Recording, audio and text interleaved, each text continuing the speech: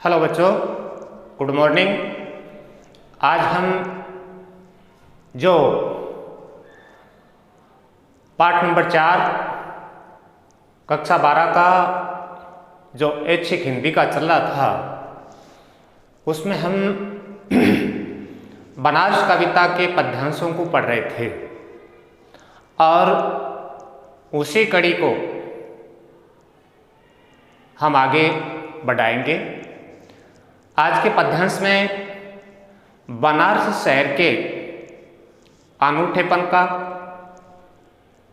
अद्भुत का, अनोखे का चित्रण किया गया है, जिसमें एक शब्द बार बार आया है, आधा आधा आधा आधा। बहुत सारी पंक्तियों में आधा आधा शब्द है, तो उस आधे शब्द का बहुत ही प्रभावी तरीके से कवि ने इसमें प्रयोग किया है, केदारनाथ सिंह जी ने। और कैसा, जब बनारस शहर है वो सही सांझ, पहली पंक्ति में एक शब्द है सही सांझ, जिसका अर्थ होता है संध्या का समय, जिसे हम गोधूली बेला भी कहते हैं। उस वक्त उस शहर का नज़ारा, उस शहर का दृश्य, उस शहर की बनावट एकदम से विचित्र, सुंदर, भव्य, आकर्षक होती है। इसी दृश्य का, इसी समय होने वाले कार्यक्रमों का इस पद्यांश में बहुत ही सुंदर चित्रण किया गया है। तो बच्चों, बनारस कविता है, उसमें हमें कुछ नैतिक शिक्षाएं, धार्मिक शिक्षाएं भी मिलती हैं कि किस प्रकार बनारस शहर में लोग अपने प्रत्येक कार्य के प्रति निष्ठा रखते हैं, प्रत्येक कार्य को समय के साथ पूर्ण करने के लिए वो प्रतिबद्ध है। ठीक इसी प्रकार से मेरा भी आपसे आग्रह है कि आप भी अपनी पढ़ाई में, अपने कर्तव्य के प्रति, अपने व्यवहार के प्रति हमेशा संवेदनशील और जागरूक रहें।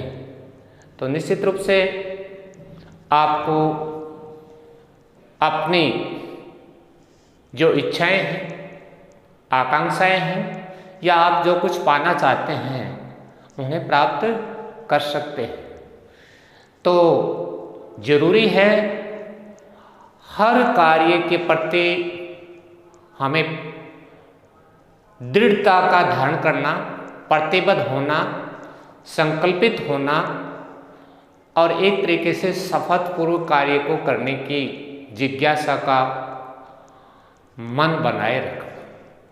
ये चीज़ें यदि आप बच्चों रखेंगे तो आप पढ़ाई के साथ साथ अपने दूसरे लक्ष्य हैं उनको भी प्राप्त कर पाएंगे। हो सकता है आप पढ़ाई में निपुणता के अभाव में बहुत कुछ न कर पाएँ, लेकिन मैंने जो अभी बातें बताई वो आपके मन में हैं, तो आप किसी और ऐसे क्षेत्र में बड़ा मुकाम हासिल कर सकते हैं जो आपको एक उत्कृष्ट व्यक्तित्व प्रदान कर सकता है। तो आइए अब हम इस पद्यांश को, जो बनारस कविता का है और लिखने वाले कवि हैं केदारनाथ सिंह, बहुत ही सुंदर बनारस के इस दृश्य का मनोरम, मनोहारी चित्रण किया है। तो आइए श्यामपट्ट की तरफ चलते हैं और देखते हैं आज के इस पद्यांश को। कभी सही सांझ बिना किसी सूचना के घुस जाओ इस शहर में, कभी आरती के आलोक में, इसे अचानक देखो अद्भुत है इसकी बनावट, ये आधा जल में है, आधा मंत्र में है, आधा फूल में है, आधा सौ में है, आधा नींद में है, आधा शंख में है।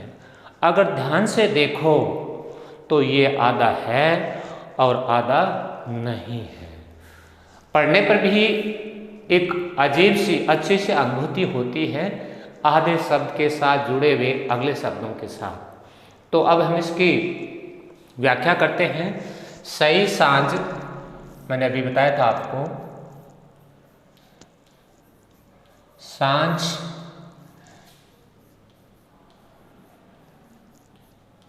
या संध्या का समय। कवि केदारनाथ जी क्या कहते हैं, कभी सही सांझ, कि आप कभी संध्या के समय बिना किसी सूचना के, किसी को कोई सूचना दिए बगैर, और आपको क्या करना है, घुस जाओ इस शहर में, अचानक से इस शहर में या इस शहर में घुस जाओ, कभी आरती के आलोक में। आरती जो होती है, आलोक कहते हैं प्रकाश को।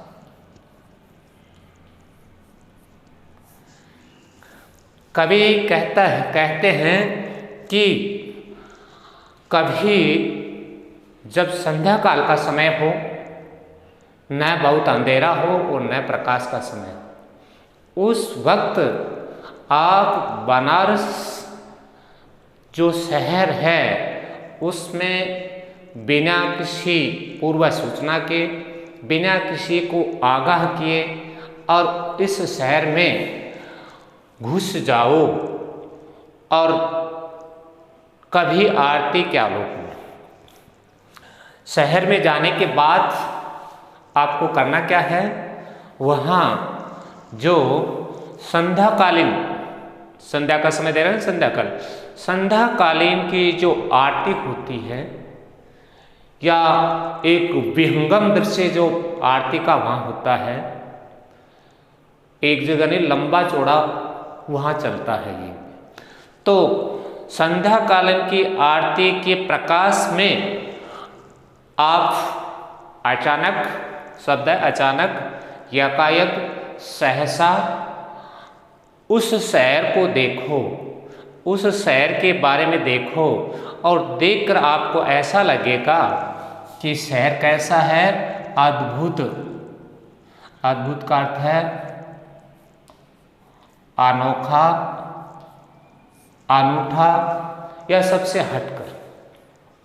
तो उस संध्याकालीन आरती के समय जब आप बनारस को देखेंगे तो ऐसा लगेगा कि उसका दृश्य, उसका बनावट वो कैसी है, अद्भुत है, अनोखी है, अनूठी है।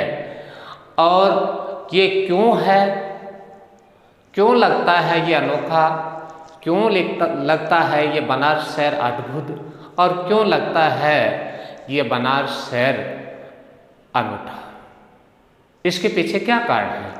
उन्हीं कारणों के बारे में लिखा है।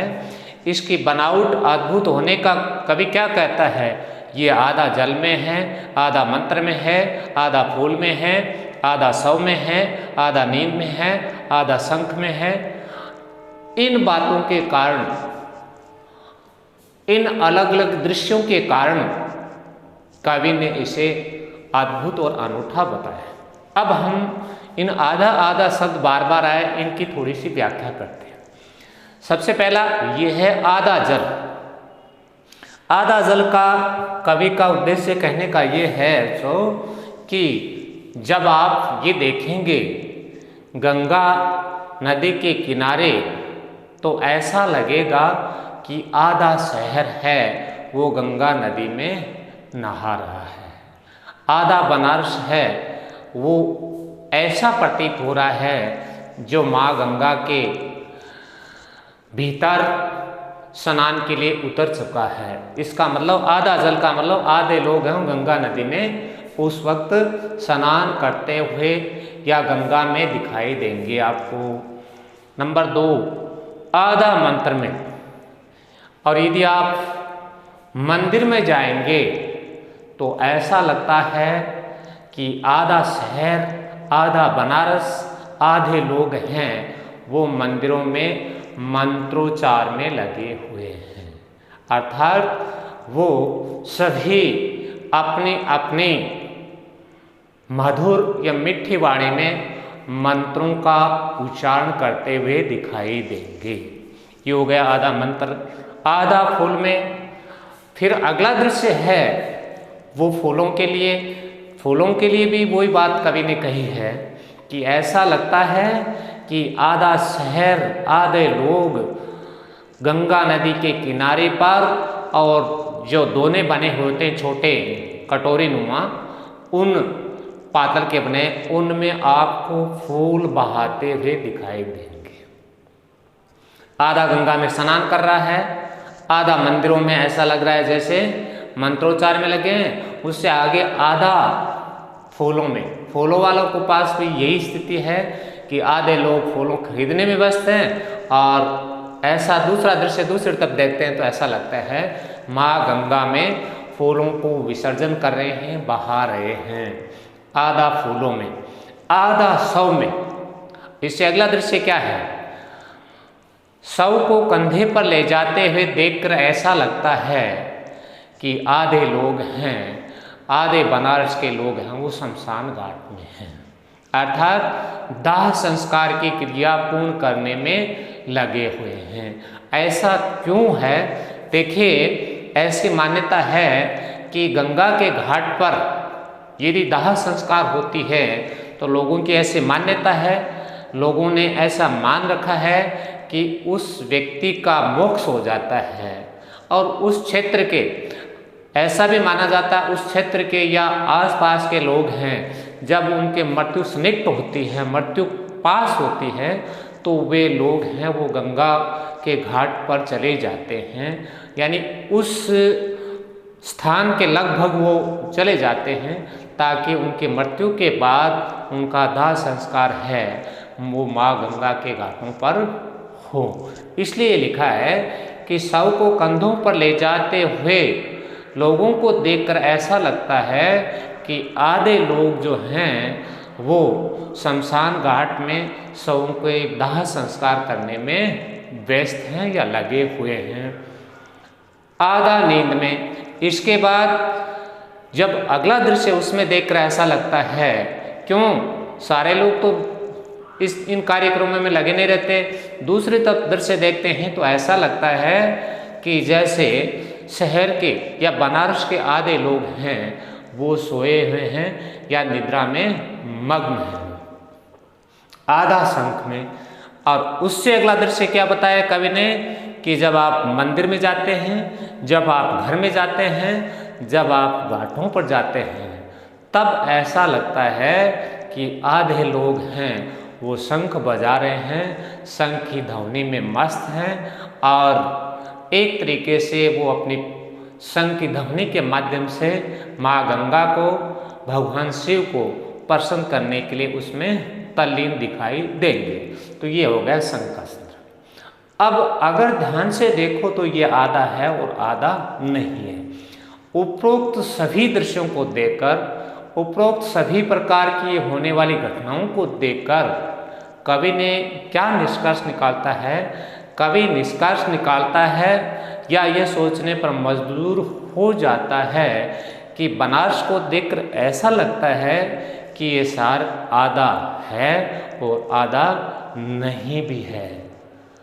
कहने का मतलब या भाव ये है कि आधा बनारस या बनारस के आधे लोग हैं वो प्राचीन संस्कृति के अनुरूप आध्यात्मिक और धार्मिक स्वरूप को बनाए हुए हैं, अर्थात जो लंबे समय से चल रहा है, प्राचीन समय से चल रहा है, उस आध्यात्मिक नगरी के जो कार्यक्रम हैं, उस धार्मिक नगरी के जो कार्यक्रम हैं वो पहले हो रहे थे, ठीक उनका अनुसरण किया जा रहा है, वैसे कि वैसे उस संस्कृति और परंपरा मूल्यों को और मान्यताओं को, परंपराओं को लोगों ने बना रखा है। तो आधा शहर है का मतलब यही है कि आधे लोग हैं वो प्राचीन संस्कृति के अनुरूप या अनुसार वो धार्मिक और आध्यात्मिक